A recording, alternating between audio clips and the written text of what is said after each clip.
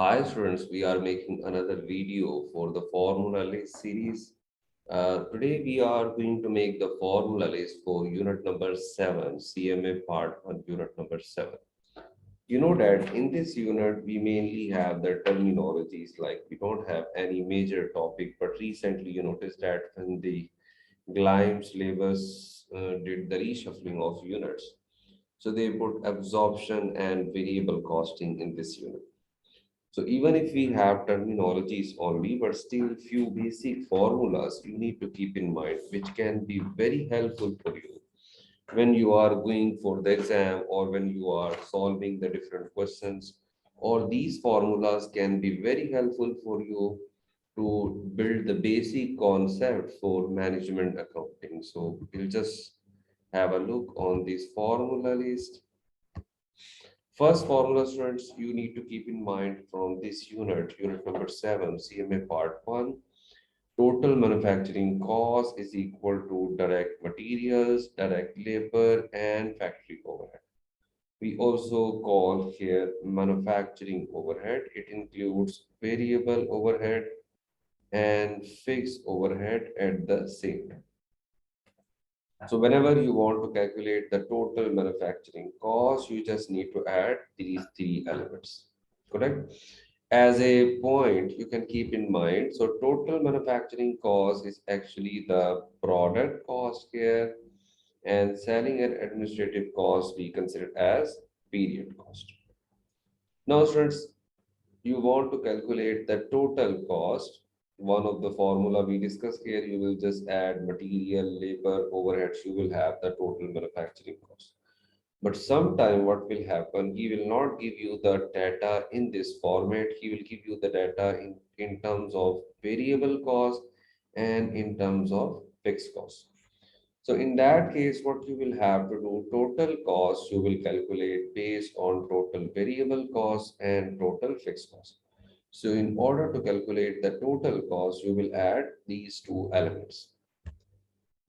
Another formula, students, we use it a lot, like in certain calculations, we need to calculate per unit cost. So how you can have per unit cost, either you want to calculate per unit, it depends upon the situation, either you want to calculate per unit variable cost or you want to calculate per unit fixed cost. So in both of the cases, you have to use the same formula, total cost dividing by total units, you will have the per unit cost. Another formula which we use in unit number 7, that the terminology we have, we call it as prime cost. Usually examiner can ask you the question, please calculate the prime cost. So what simply you have to do, it is the sum of direct material and direct labor. The sum of direct material and direct labor we can call as prime cost. Another terminology, students, we have here conversion cost. The formula for conversion cost, we have direct labor and manufacturing overhead. Students, we have the direct material and we apply some magic on these direct materials in terms of our direct labor and manufacturing overhead, and this direct material we convert into finished goods. So the cost which is converting our direct material into finished goods, actually we call it as conversion cost. So very simple to keep in mind the formula for conversion cost, it's equal to direct labor plus manufacturing overhead. It is the cost which is converting your direct material into finished goods. So this formula will use in upcoming units, especially for the process costing. We have to use it a lot, so keep in mind. Next one, students, in the same unit, like unit number 7, we have one more topic.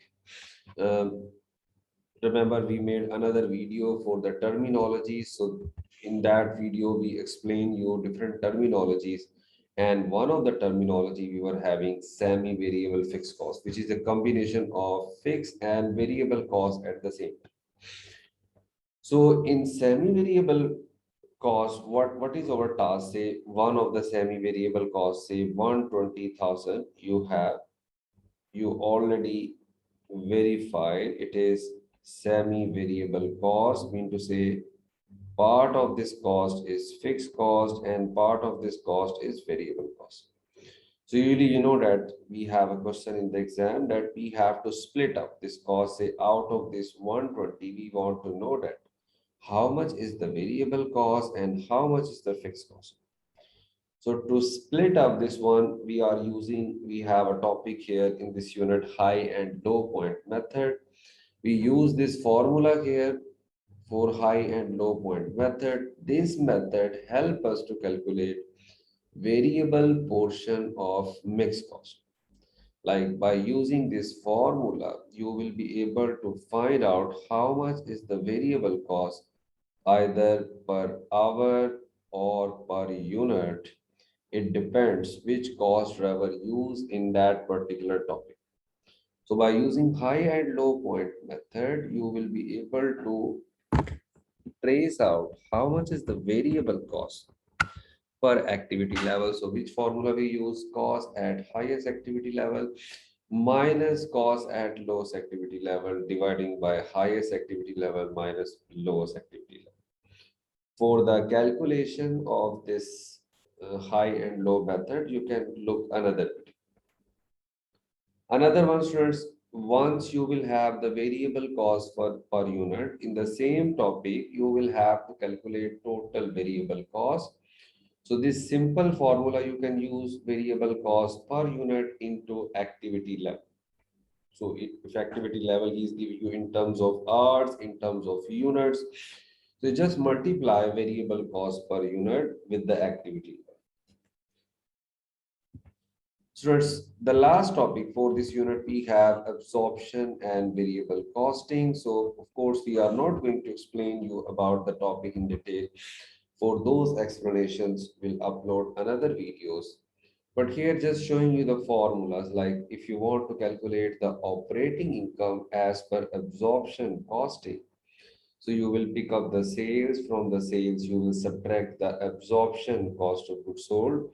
For the cost of goods sold, students, we have already uploaded separate videos. Two videos we uploaded. One video for cost of goods sold manufacturing concern, another cost of goods sold for the trading concern. So you can have a look for those videos. You will have very good idea how to calculate the cost of goods sold. So there we are adopting the absorption cost of goods sold method. So the time you subtract absorption cost of goods sold from the sales value, you will have the gross margin. From the gross margin, you subtract your admin and selling expenses, you will have the operating income. So this simple income statement format you can follow when you want to calculate the operating income by using the absorption costing method. Another note here for you students, although we already uploaded separate video, what is the meaning of product and period cost, but to be on safe side, you can have a look here. In case of absorption costing, product cost will include direct materials, direct labor, manufacturing overhead variable, and manufacturing overhead fixed. All these four elements we will include as a part of our product cost.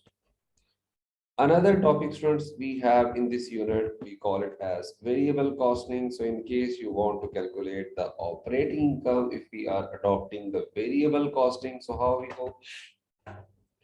From the sales, we subtract variable cost of goods sold. So for variable cost of goods sold, we'll upload another video how to calculate variable cost of goods sold.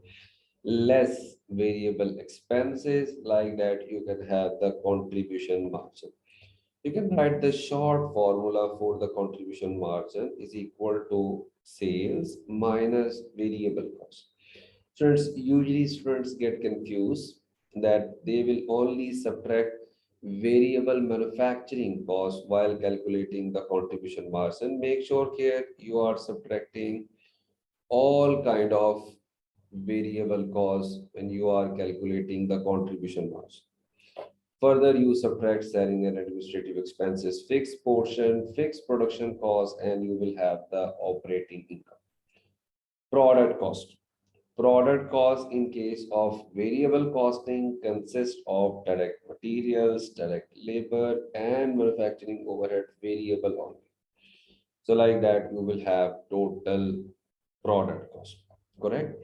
So that's all from this unit. We included maximum equations or formulas from this unit.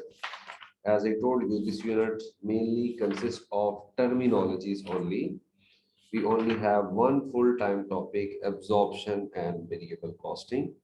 But still, these equations can be very helpful for you to build the concept, and especially when you are starting the exercise for practice.